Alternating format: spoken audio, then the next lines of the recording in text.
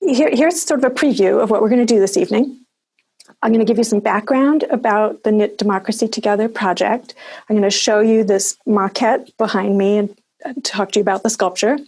Then I'll share my screen and talk about changes that can be enacted in, that cities and states have already enacted in various places to change the way money works in election campaigns and what effects that has and how it works. Then we're going to break into two discussion groups to talk about the issues and other related issues. And one of the discussion groups I will coordinate, and the other, Kate Lapp, who is also here. She is a government reform associate from VPIRG, and she will run the other discussion group. And she's also going to tell us a little bit at one point about what's happening in Vermont on these issues. And then we'll come all back together to the full group to close out. So, as Tess said, my background is as an election lawyer, but I've also been a knitter since childhood. And so this project combines both of those things. My idea for Knit Democracy Together is to bring people together to strengthen, to learn about ways to strengthen the democratic system, because I want people to have some positive images about how democracy and government can work.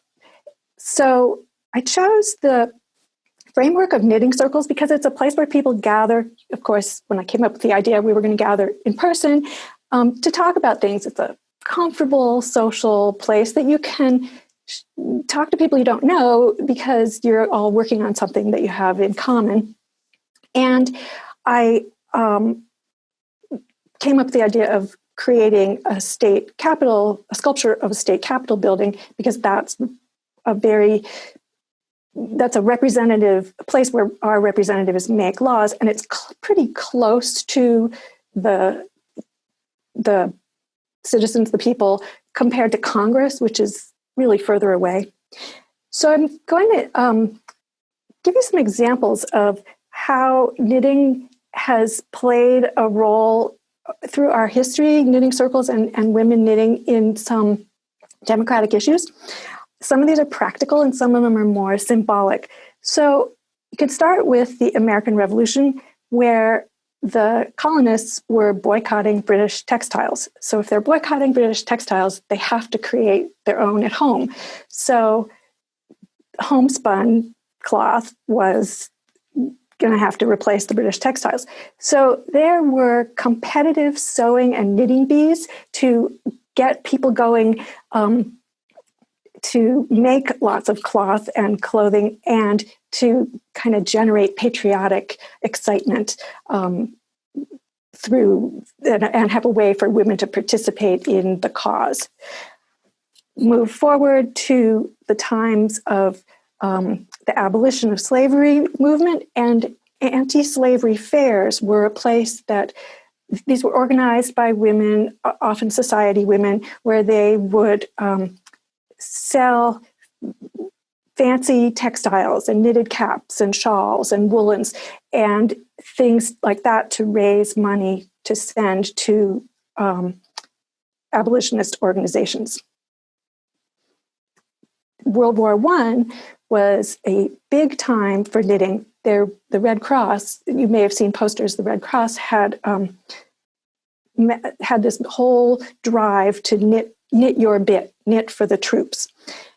There was knitting for knitting bandages, helmet liners, hot water bottle covers, bed socks, wash rags, all sorts of things. Some of it was to enlist just patriotic fervor, but some of it was truly needed by the troops. Now, what's interesting about World War I time is we're talking about the 1910s.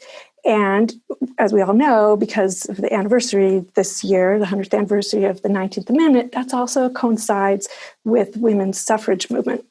So feminists who were pushing for suffrage, they used domestic handicrafts to soften their image and to look less threatening because they were accused of being too manly and trying to pretend they were men. So that's, for instance, why they would have parades wearing white dresses. So they used the domestic handcrafts to show that they were still women.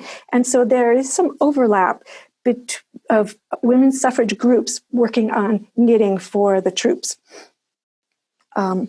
There was, and I will show you something about that much later. So those are some historical examples of knitting circles and women working on things that related to political issues in some way. Move forward to today, and you've probably heard of the modern craftivist movement. That is artists using textile crafts to raise awareness of issues. A classic example from the British artist and craftivist Sarah Corbett was embroidering messages on handkerchiefs that she organized people to do this and to send them to government officials to make a point about certain issues. A couple other projects you might have heard of that are big craftivist projects to raise awareness are the Crochet Coral Reef Project, which involved people around the world making crocheted things that looked like coral, brightly colored, and also lots of white ones to show the dead coral. And these were assembled into giant rooms full of the assemblages of the coral. And there were people working on these things all around the world, and it really raised a lot of awareness about the dying coral reef. Another one is there's an artist in Massachusetts who organized a Nike blanket petition. She had people knit and crochet little squares that she assembled to be like a 15-foot wide banner of the Nike swoosh. And essentially, people were signing the petition with their squares. So these are examples. So these are some of the things that were in my head when I was thinking about a project that could embody something about democracy, but the positive images of it. So we're coming together for some discussion and learning today. And then we're also having fun building a sculpture that looks like a state capitol building. And I wanted to do this because I want people to have some positive view of the ways that elections can work and the way government can work instead of throwing up their hands. And I think these measures that are being used in places like Maine and Seattle just aren't widely known enough. And so that's what I'm going to talk about. But first I'm going to show you this model. So this is a small maquette version of the final sculpture. And to reach it, I just have to unplug my earphone. So the final sculpture is going to be 3 feet tall, 5 feet wide, and 2 feet deep. And it will be more elaborate than that because it will have wings and more interesting structures on it. But this was a test for me to see how it would work. So the symbolism is that these hands are the hands of all of the people making the sculpture and the people who are literally building democracy, building our laws when it actually works properly. And to emphasize that, it made sense for all the pieces of the sculpture to be made by people in these knitting circles. So here is a piece that someone sent me this week that has this great texture. And this is a piece someone made in one of the other knitting circles I previously held. And here's a really simple one, which is going to be essential to have mixed in with all the others to show them off.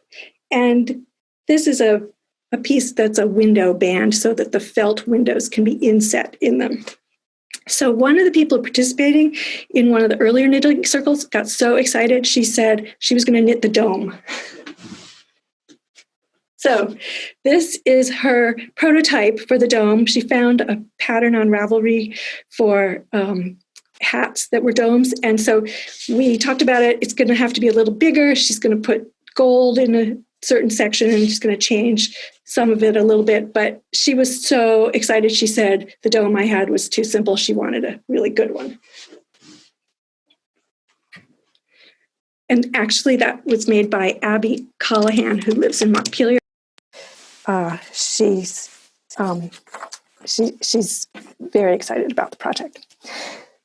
So I think what I'm going to do now is switch to sharing my screen, and I'll talk to you about some of the things about ways that election campaigns are financed. And when I get to the end, Kate Lapp will talk about what's happening in Vermont, and then we'll break into two groups and have discussion for about 15 minutes. And so you can actually save your questions until that discussion time, unless it's really pressing, but I think it would work better to do that. Here we are.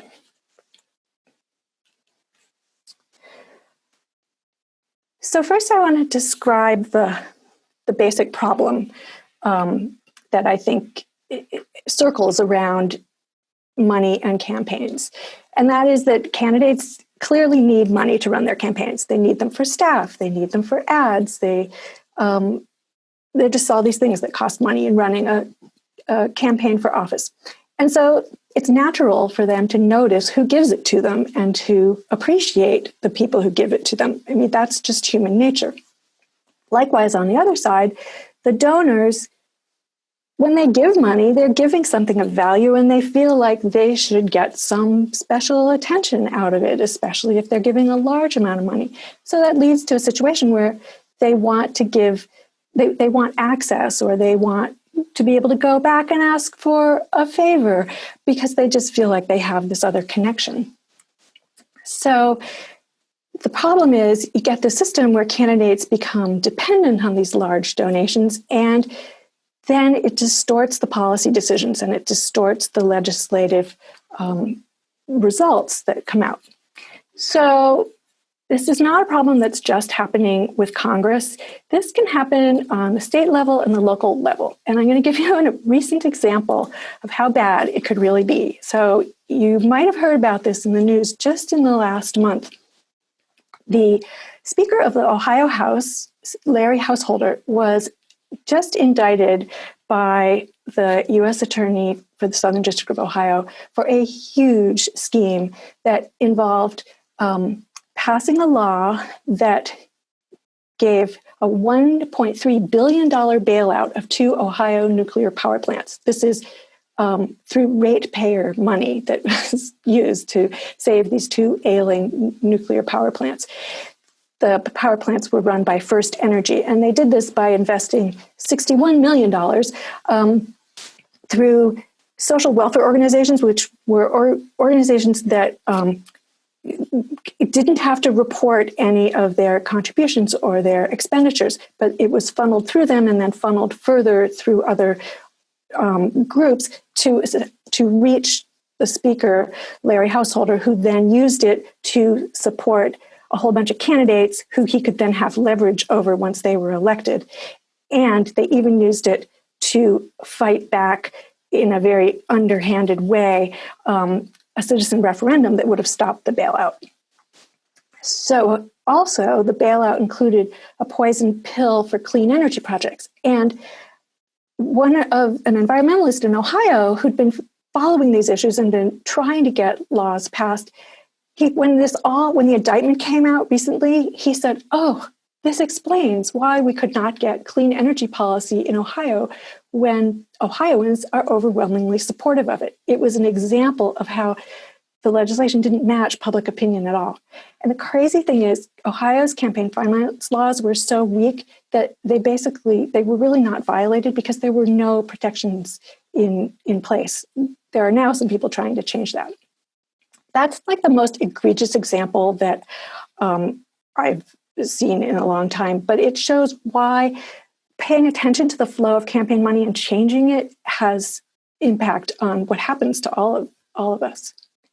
This can also happen even on a local level. Another incident I heard about several years ago was in a small city in California, real estate developers gave campaign contributions to people on the city council. And then they wanted to change the zoning laws. And so the developers got some changes that allowed building in areas that formerly were not allowed to be built on because they had thought that the zoning should be different in order to prevent fires. Well, lo and behold, a few years later, after houses were built, fires swept through these new developments, and reporters uncovered, so sort of went back and saw how the changes had happened and traced back to the campaign contributions. So this can happen on all sorts of levels. So one thing maybe to think about as I tell you about these proposals, and something we can talk about at the end, is how do we encourage candidates to engage with voters, regular constituents, not just big financial donors? And how can we encourage office holders to enact laws that the whole community wants and not just one powerful player? So the proposals and the measures that have been adopted places that should do this should have the effect of increasing connection between elected officials and constituents. And to do that, they need to make small donors more important to the candidates. And at the same time, on the flip side, they need to diminish the ties between elected officials and large donors so the candidates don't rely on them so much. If this works well, it should increase the influence of constituents, and it should increase voter confidence, which is what we really need for all systems of government to work better, and it should increase civic engagement. So I'm going to tell you about two approaches. There are lots out there, and during the discussion time, Kate and I can tell you about others. You probably have heard of others, but the two I'm going to talk to you about are public financing that's adopted in Maine and a few other states, and democracy vouchers, which is being used in Seattle. So the program in Maine has been around for a long time, actually. It began in 2004, and it's a program that works for people running for the state legislature and for governor. And the way a candidate qualifies is they go around their district and they collect a nominal $5 or more contribution from people in their district along with their signature. And that money that they collect, it doesn't actually go to them. It goes to a clean election fund. And that money then is used to pay for the candidates' campaigns. So once people running for office have received the requisite number of these qualifying contributions, because they have to receive enough to show that they are a viable candidate, that people really want to support them, then they apply to the fund and they get to receive payments from the fund to use for their campaigns. And they are not allowed to accept private contributions in this type of system. The other thing they have to do is agree to limit how much they spend on campaigns so that you don't get an arms race of people spending more and more and more and more and more. And so that you have a cap on the money that the election fund can pay out. So the idea behind this is that it frees up candidates to talk to voters because they get the money from the election fund. They don't have to keep going and raising more money. They don't have to have special fundraising dinners. They don't have to rely on big donors. Instead, they've shown they're viable by getting the qualifying contributions, and then they get the money from the election fund. So when the program first started, it was really well received, and 81% of candidates for the legislature in the first 2 years of operation, first two elections, participated, which is really great. Now, the participation rate has fallen off. It could be because they're not keeping up with the funding to make it enough funding to make it work if somebody is running against a privately financed candidate. But it is still being used by a majority of people running for the legislature. It's not used barely at all in the governor's races. A couple of candidates have used it in the primaries when they've run for governor, but barely ever in the general election. So that is probably because it does not give enough money to make somebody run statewide to really fight back all of the other sources of money that would be spent against a candidate in a statewide race. But it has been very effective in the legislature. So that's an example of public financing, money from a pool of public money. The Seattle program is quite different, and it's really new. It was first used in the 2017 city elections, and then in 2019. So it has only had two campaign cycles where it's been used. And in those two, it was used for city council and city attorney. It will be available for the mayor's race for the first time in 2021. So the way it works is here candidates collect signatures again and qualifying contributions. They can collect them in amounts up to $250, but this time the money actually goes to them. They get to keep it. There's no public fund. And they have to, again, collect a certain number to show they're viable. So for instance, if they're running for a city council district seat, they have to collect 150 contributions and signatures, and half of those have to be from within their district. So it ties them closer to their district. The other side of this interesting program is that Seattle residents play a direct role because every resident receives 4 $25 vouchers. They essentially receive $100 of money or voucher money. They can't use it to go to the store. They can only use it to give to a candidate who is participating in the program. And they give those either physically or electronically. They can assign them to the candidates, and then the candidates redeem them from the Central Election Commission for campaign money that they can then spend on their campaign. So in this program, they also, again, have to agree to certain restrictions. They have to limit their spending to a certain level so that it doesn't get out of hand. And they have to agree to participate in 3 debates, because the idea is that you're going to have them talking about issues and interacting on policy issues. They, unlike Maine, in the Seattle program, they can still receive private contributions, but they're capped. Each donor can only give $300. Actually, that is, and it will be going, it's higher for the mayoral candidates. So it's a blend of money, the voucher money plus private contributions. So there's some interesting statistics on how it went the first year. So the first year, they didn't have a full cycle to use it in because the law went into place just 10 months before the election. So that year, 6 candidates used the program.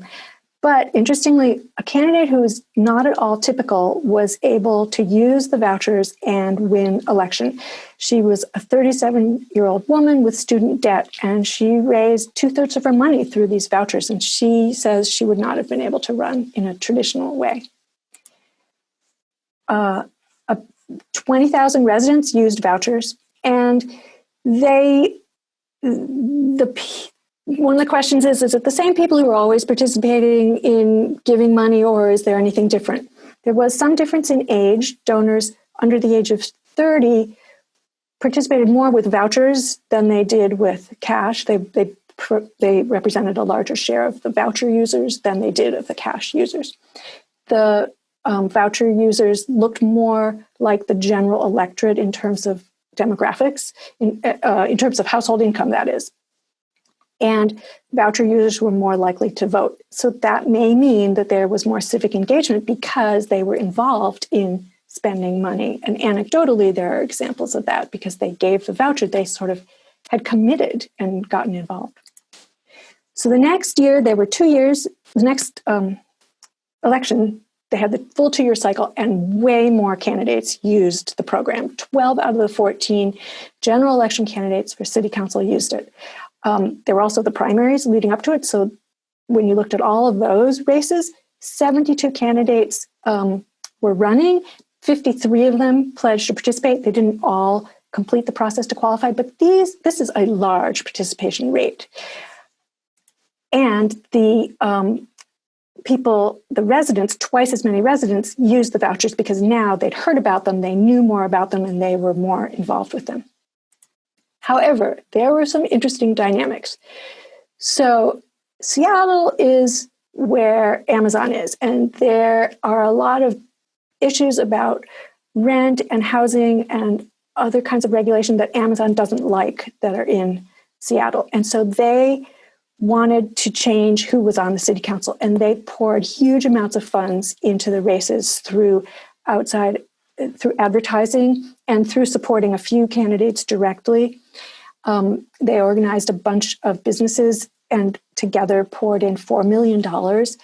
This made all the campaigns go crazy. And so there is a relief valve, in essence, in the democracy voucher program where candidates can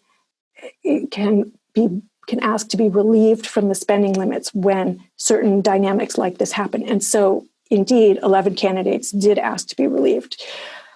But what was interesting is that a bunch of the candidates who opposed the Amazon-backed candidates still won. And the analysis in the reporting that I read indicates that it was probably because the candidates had made connections through the grassroots organizing, which very well could be tied to the fact that they were connecting with people because of the democracy vouchers.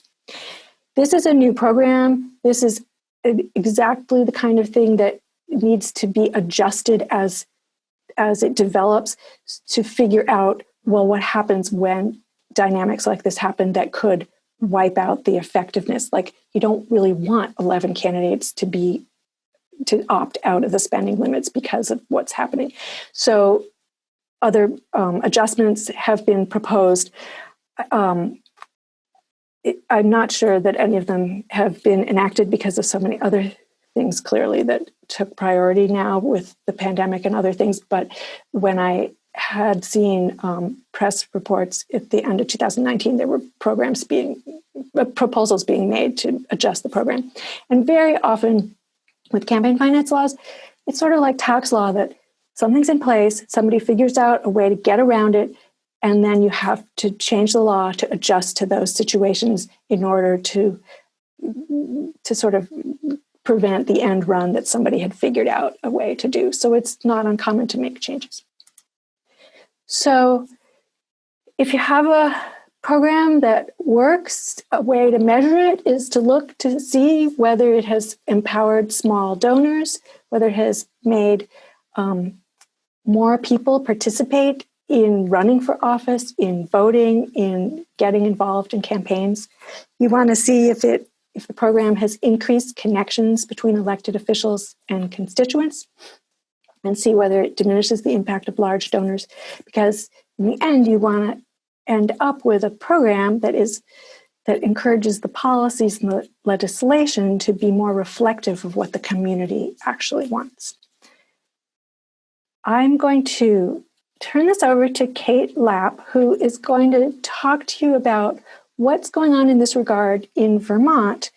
And then after that, we'll break into groups. So I'm going to stop my screen share. Awesome. So here in Vermont, there is a proposal to bring a study of campaign finance reform measures. The bill number is S32, and it corrects a few minor problems in Vermont's public campaign finance system that we have. Under current Vermont campaign finance law, if you want to run a publicly financed campaign, that money comes out of the Secretary of State's budget, which is problematic for a number of reasons. Primarily, if several candidates chose to run for office using public finance, the Secretary of State may run into an issue where his budget would not be able to cover that. And that is not a position we want to put our taxpayers in ever, but especially now as we look toward a pandemic and increasing restrictions on our state resources. So that is the first problem, and this bill does create a study committee to explore better ways to fund campaign finance that is public in Vermont.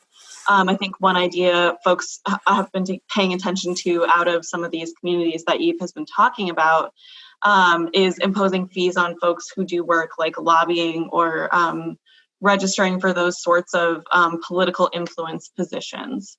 But by no means is that determined. We just really would like to see the state explore other options because our current system isn't working. Very few people have ever used it, and none have successfully run using Vermont's public finance system.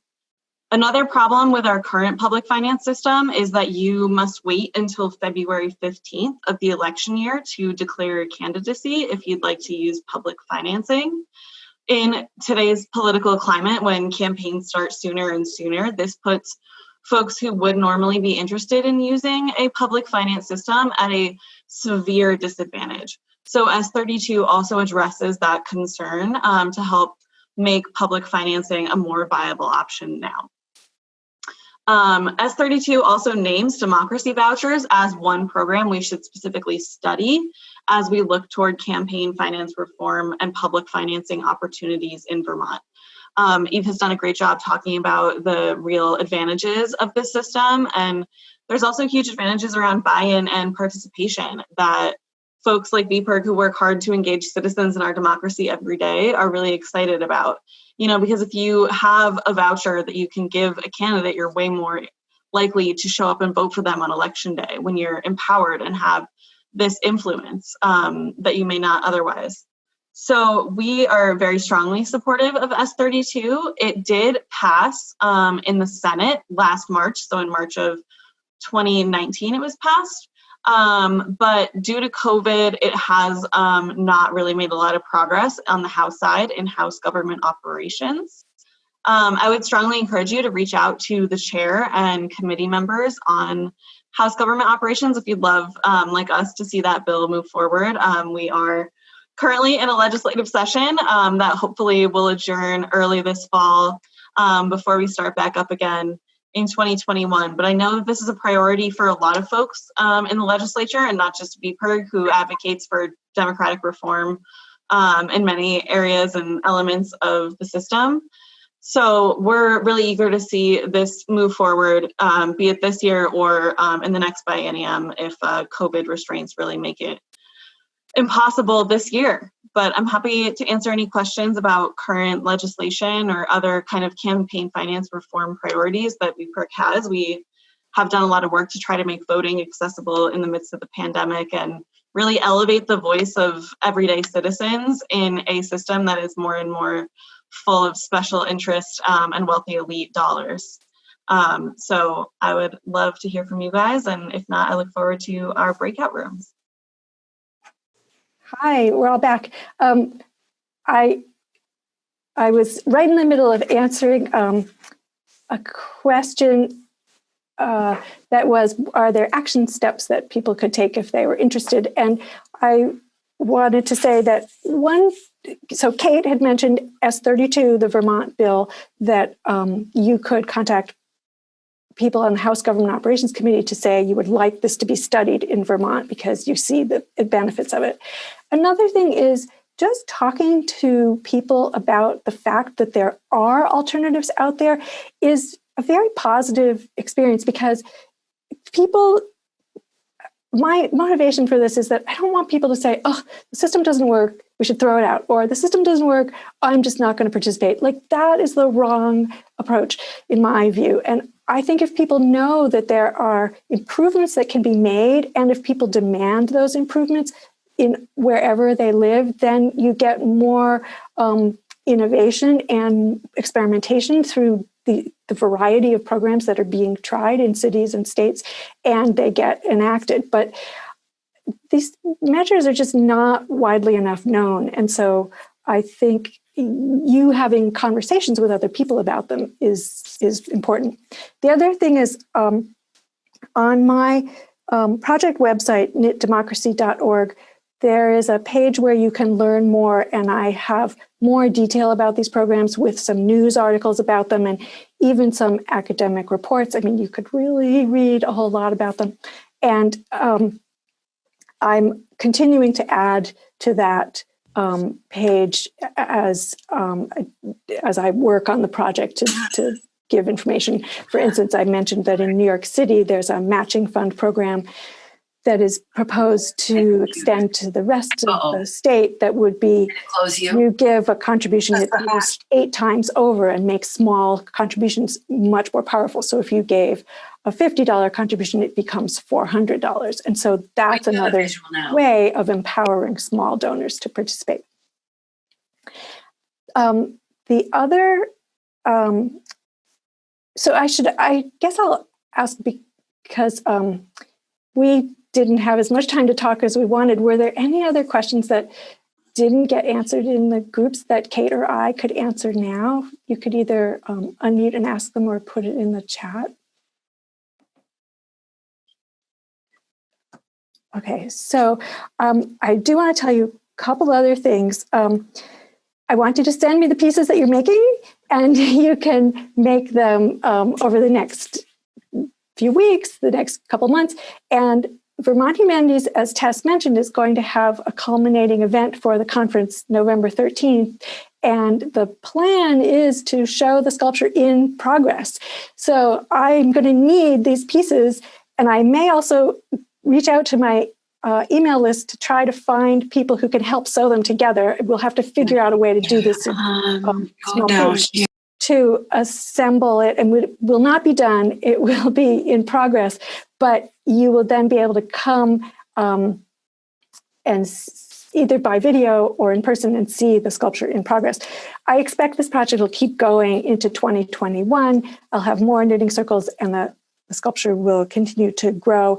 And my goal is that when it's displayed, there'll continue to be conversations about these kind of reforms and continuing to help people think about ways to make elections work better in terms of the way money is. So I see there's a question in here. Oh, so yes, there's a question Tess asked.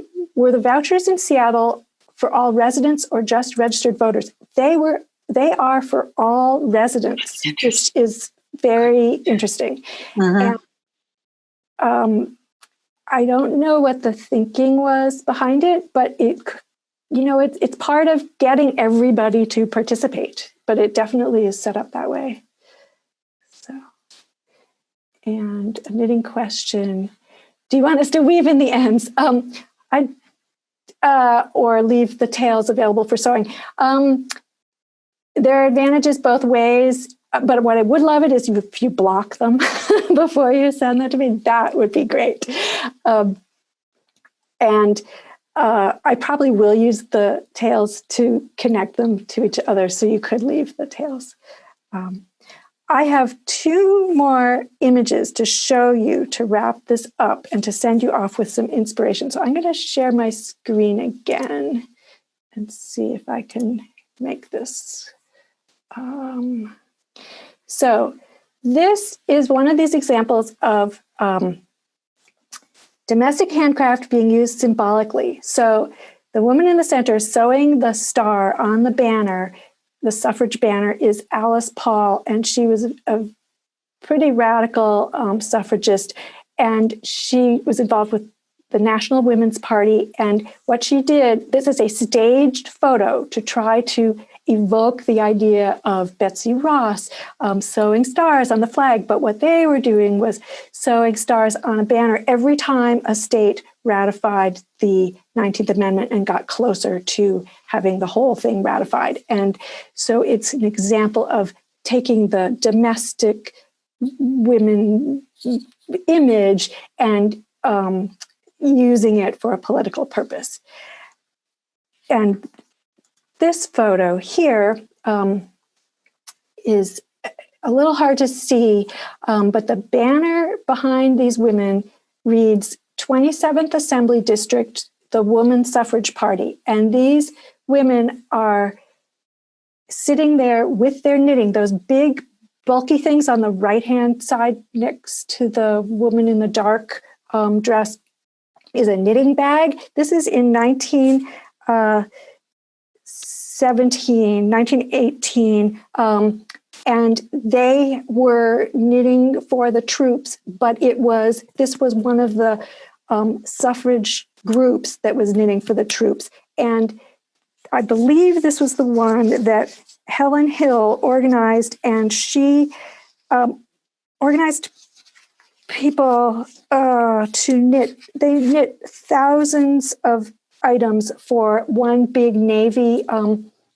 ship worth of people. And when she was asked about it by a reporter, she said, of course we can do this. We're the women who are organizing around the country to get the vote.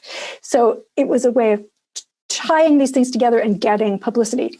I have a clip, a quote here to read to you from the Woman Citizen, which was a journal for, it was part of the National Women's Party suffrage journal. And they talked about, they were reporting on women who went to Albany, New York, to the state capitol in 1918. Now, in New York at that time, women had recently won the right to vote. And the article is titled, "What Was in Their Knitting Bags?" And it reads, the beginning reads, "Something like 200 knitting bags descended upon the capital of New York State a short time ago. Their owners were there to protest against unjust labor laws and to seek support for higher labor standards for women and minors. Behind the knitting bags were knitters, and behind the knitters were ballots. And this is why the legislators saw these women for the first time as real people, because they'd recently gotten the right to vote. The women who went to Albany to watch the labor laws were modern followers of Madame Lafarge from Dickens' Tale of Two Cities, and were knitting their impressions of Albany and their intentions as to the vote next fall into their socks and sweaters. They represented thousands back home with innocent little knitting bags just like theirs."